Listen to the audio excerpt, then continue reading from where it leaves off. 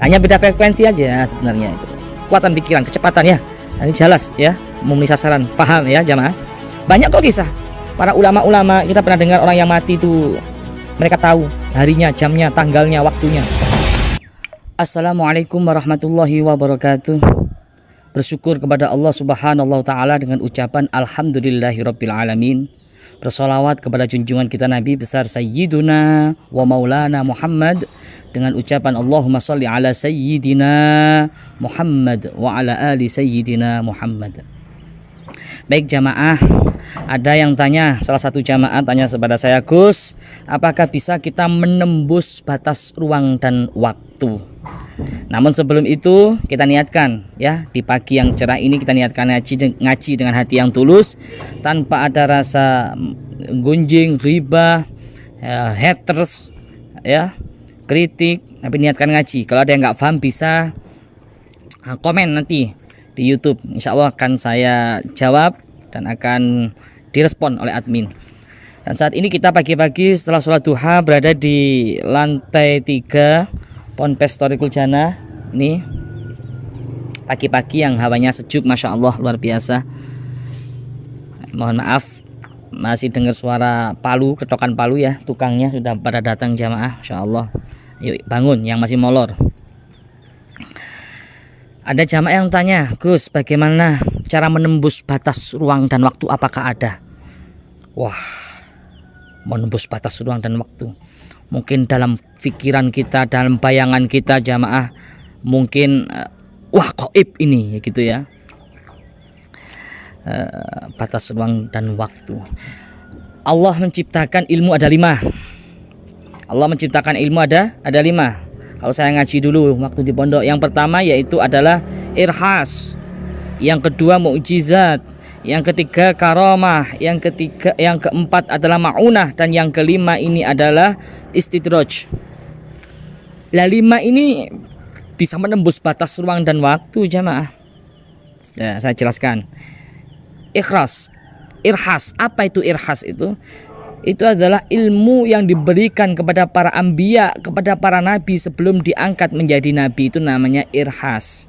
Makanya kalau ada orang yang ngaku sekarang itu saya punya irhas, enggak ada. Karena irhas sudah enggak laku. Irhas itu diturunkan dulu sebelum nabi diangkat menjadi nabi, para nabi. Sebelum diangkat menjadi nabi. Yang kedua adalah mukjizat. Mukjizat itu adalah ilmu yang dikaruniakan, yang dianugerahkan, yang diberikan kepada para nabi. Mukjizat ya. Makanya kalau ada orang yang ngaku saya punya mukjizat, tahayul itu ya, kan nggak ada sudah. Kalau ada nabi palsu itu yang ngaku nabi palsu. Singkat, yang ketiga yaitu adalah karomah. Karomah itu apa? Karomah itu diberikan kepada para wali min auliyaillah. Anugerah ilmu yang diberikan Allah kepada para wali min auliyaillah. Ala inna auliya Allah fala khaufun alaihim walahum yahzanun. Ala inna auliya Allah la khaufun alaihim walahum yahzanun. Kenapa diberikan kepada para wali min auliyaillah karomah? Karena bal ahya, para wali itu kekasih-kekasih Allah jamaah. Bal ahya, walaupun beliau sudah wafat, beliau sudah meninggal, tapi sejatinya beliau bal ahya, tetap hidup di bawah kubah-kubah Allah, dan semua sudah ditanggung sama Allah, rezekinya apa saja. Itu enggak mati ya, walaupun jasadnya sudah wafat di dunia, sebenarnya beliau tetap hidup. Itulah wali min auliyaillah. Karomah, macam-macam karomah itu ya. Terus yang keempat adalah maunah.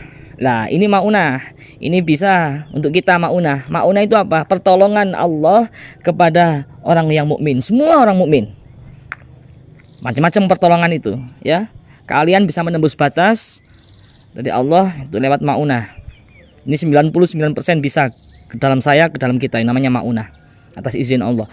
Yang kelima yaitu istidraj. Istidraj ini apa? Istidraj ini yang murtad ya, sakti, hebat, bisa menembus batas dan ruang dan waktu tapi murtad. Saya kasih contoh. Dulu ada kisah seorang ada seseorang yang hebat luar biasa, saktinya luar biasa jamaah. Saking saktinya, setrum besar itu dimatikan dengan tangannya. Dia nggak kesetrum, setrum gede.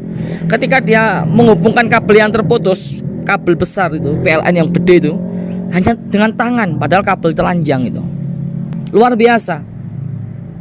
Saktinya luar biasa. Kaya raya. Suatu ketika dia mengamanai kepada anaknya ada 4. Wahai anak-anakku, jangan sampai ketika bapak nanti mati ada satu orang pun yang masuk ke kamarku. Jangan sampai, ini pesan dan amanat wasiatku gitu. Seketika itu mati. Bapak itu mati, dapat seharinya, 2 harinya, 3 harinya, 7 harinya, sampai 100 harinya, sampai 1000 harinya. 4 anak ini masih tetap menjaga. Gak ada yang berani masuk ke kamar itu, kecuali 1 anaknya. Ini ngotot mau masuk, mungkin dapat hidayah itu ya.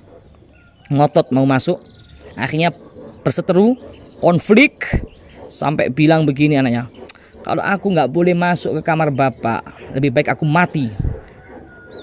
Kalau aku nggak boleh masuk ke kamar bapak, lebih baik gak usah diakui aku sebagai nasab. Kalau aku nggak boleh masuk ke kamar bapak, lebih baik aku minggat saja. Konflik lama, akhirnya memaksa untuk nerobos masuk ke kamar itu. Jadi pesennya bapaknya itu nggak boleh ada yang masuk.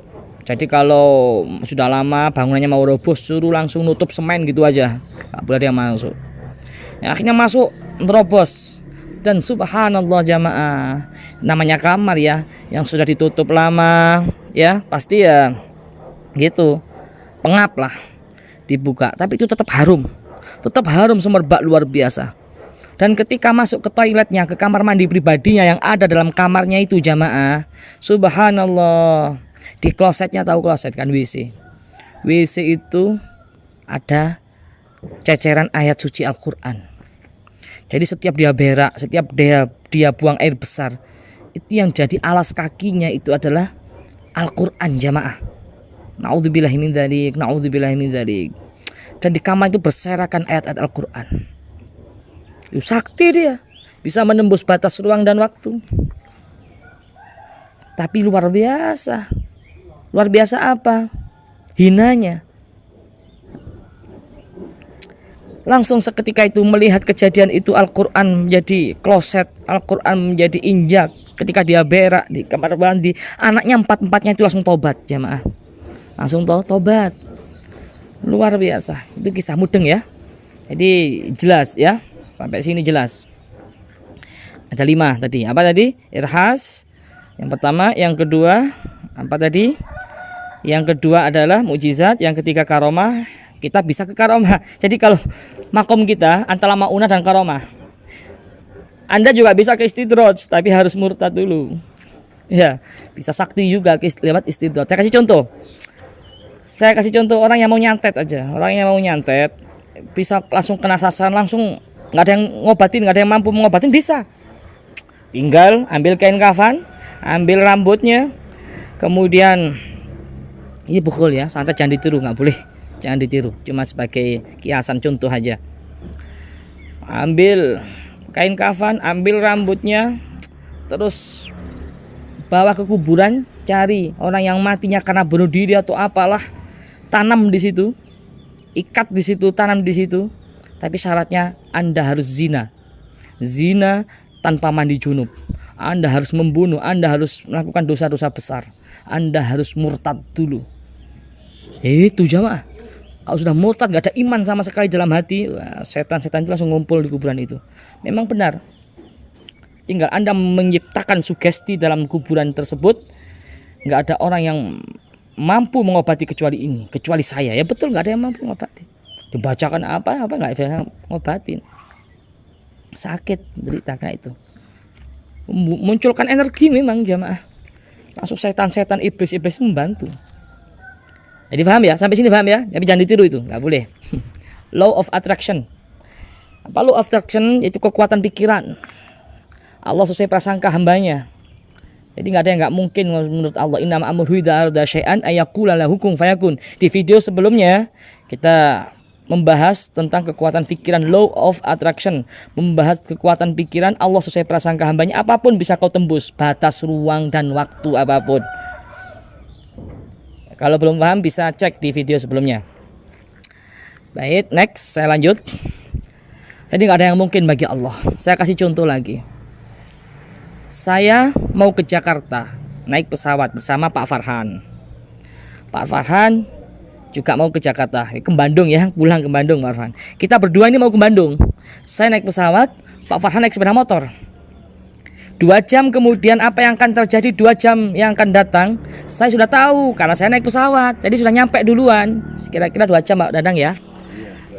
Kira 2 jam berjalan sini ke Bandung. Saya tahu kejadian yang ada di Bandung. Pak Farhan telepon, tahu seperti apa Gus kejadian di sana, sudah tahu seperti ini karena sudah nyampe di sana, naik pesawat cepat cuma 2 jam. Terus saya andaikan saya tanya sama Pak Farhan, gimana kejadiannya ada di Bandung? Beliau nggak ngerti lah karena beliau naik sepeda motor. Berapa lama itu perjalanan ya ke Bandung kalau naik sepeda motor? Lama sekali tentunya. Jadi seperti itu, hanya beda frekuensi kecepatan saja, beda pola pikir saja jamaah. Mudeng enggak ya? Belum mudeng. Saya kasih contoh lagi kalau belum paham. Kisah Nabi Musa alaihissalam bersama Nabi Khidir itu sudah Allah jelaskan secara detail dalam Al-Quran surat Al-Kahfi. Detail banget.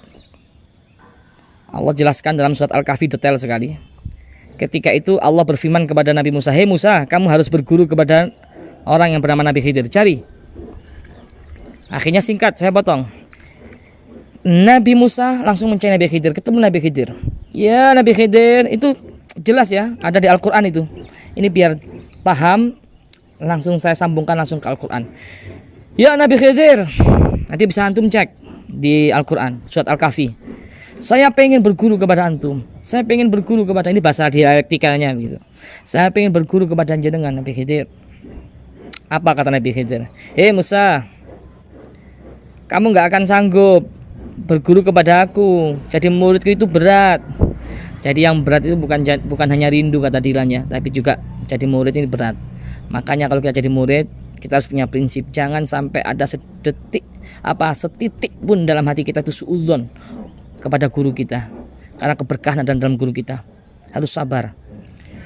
Nabi Musa, hei Musa, kata Nabi Khidir, kamu gak akan sanggup dan gak akan mampu jadi muridku.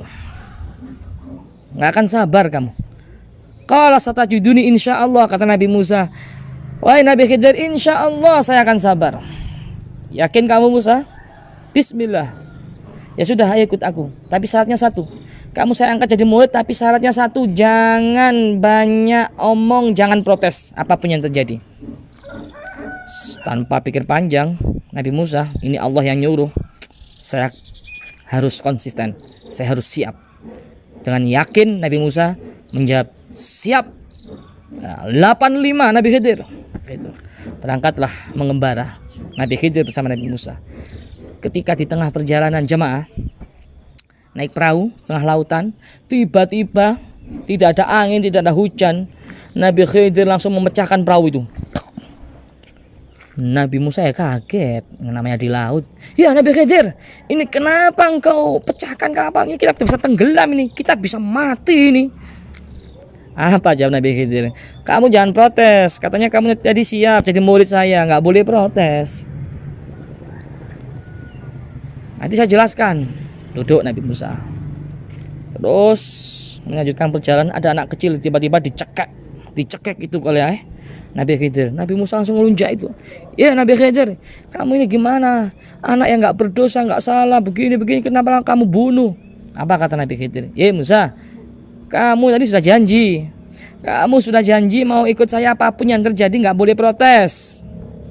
Makanya kamu nggak sanggup. Diteruskan nggak berjalan ini, kata Nabi Khidir. Ya sudah, Allah yang menyampaikan, saya akan ikut.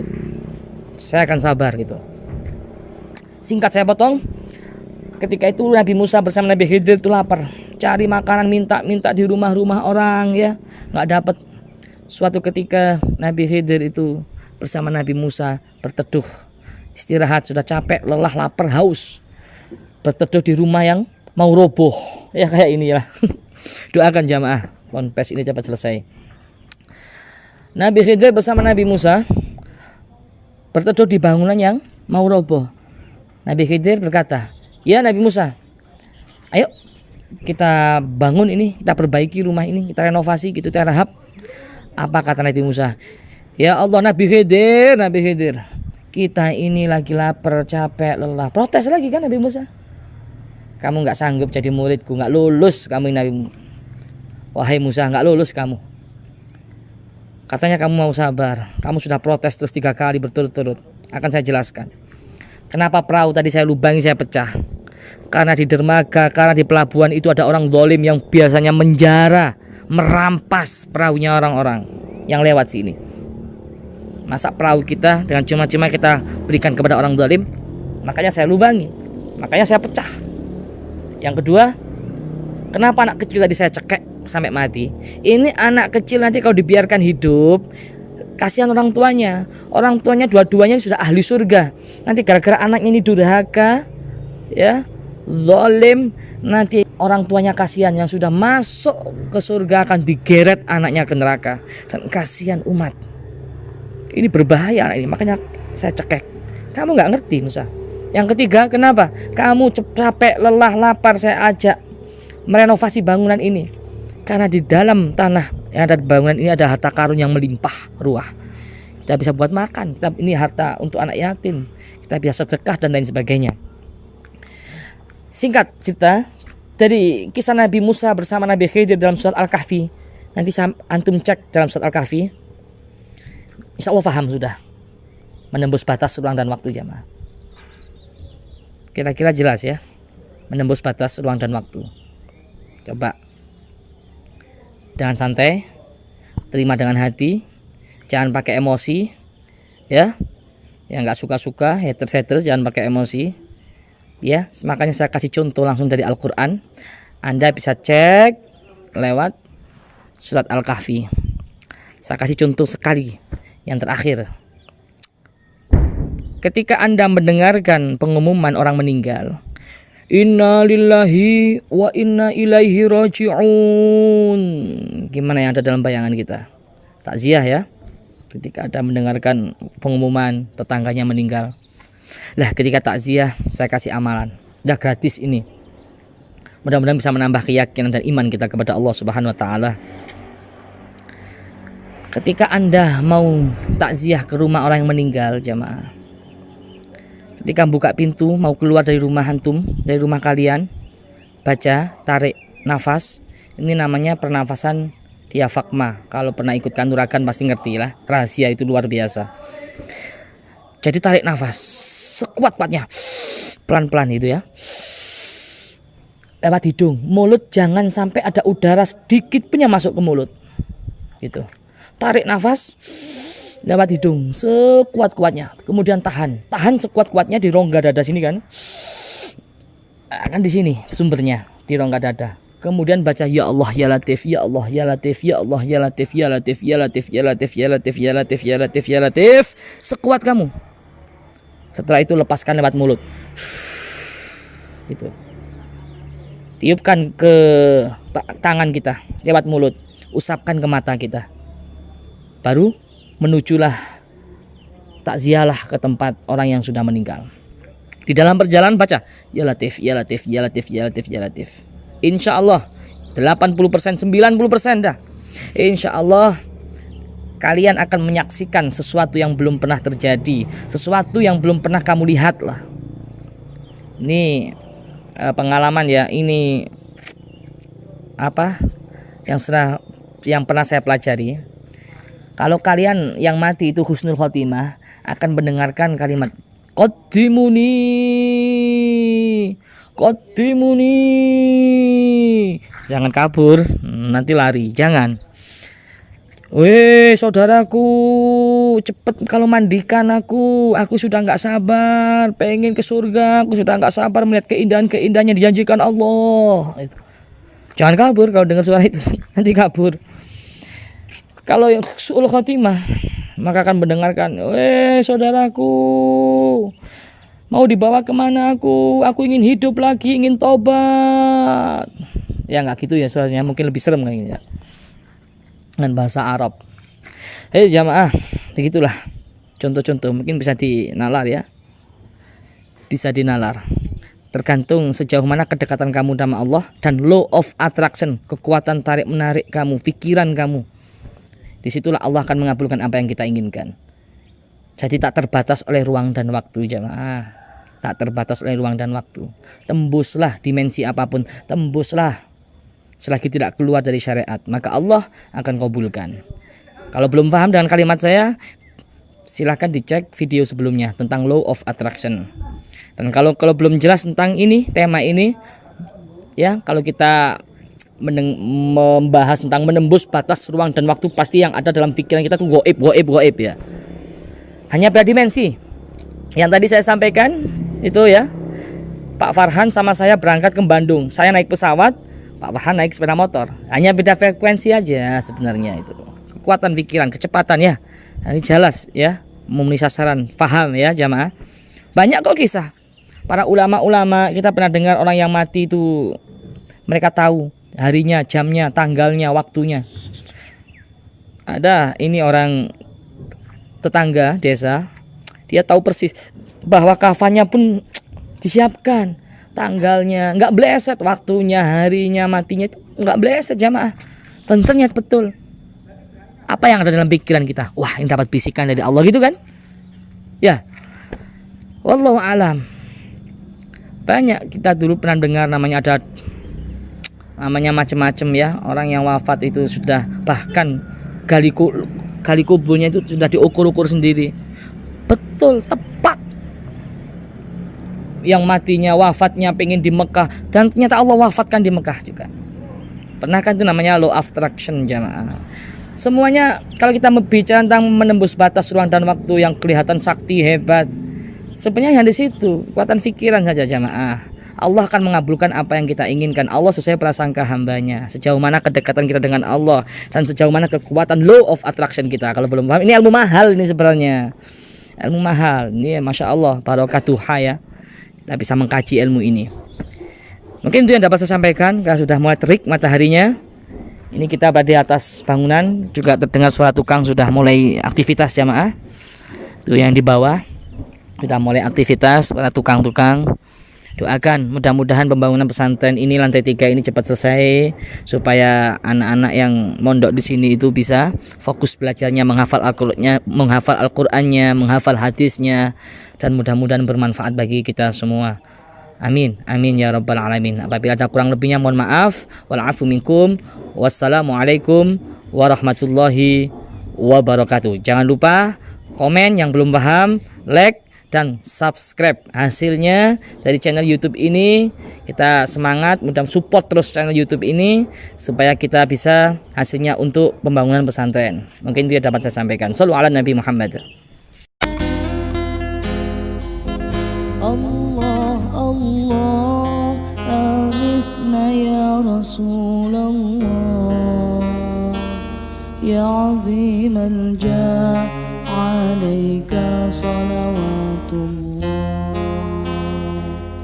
abdun bil bab yartaji lasmal a'tab jud bil jawab marhaban qad qabalna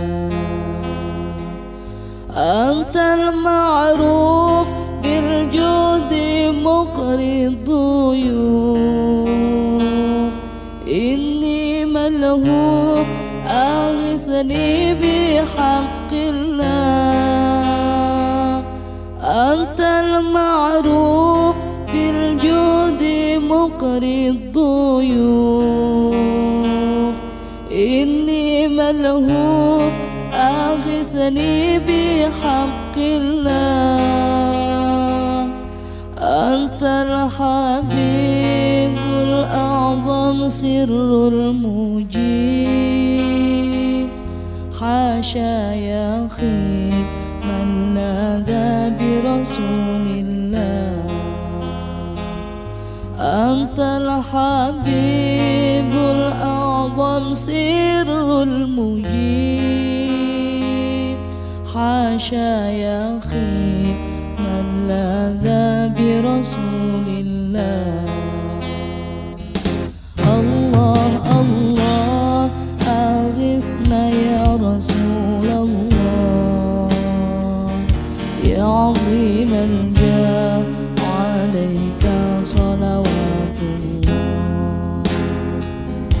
عبد بالباب يرتجي لثم الأعتاب يدبي الجواب مرحبا قد قابلنا